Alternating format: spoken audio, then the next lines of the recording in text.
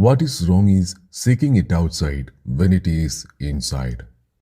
സന്തോഷം നിങ്ങളുടെ അവകാശമാണ്. അത് ആഗ്രഹിക്കുന്നത് തെറ്റല്ല. എന്നാൽ നിങ്ങളുടെ ഉള്ളിൽ തന്നെ സന്തോഷം നിലനിൽക്കുമ്പോൾ അത് പുറത്ത് അന്വേഷിച്ച് നടക്കുന്നത് തെറ്റ് തന്നെയാണ്. രമണ മഹർഷി പറഞ്ഞതാണ് ഈ മഹത്തായ വചനം. നമ്മൾ ജനിച്ചതു മുതൽ നമുക്ക് സന്തോഷം അനുഭവിക്കാനുള്ള കഴിവുണ്ട്.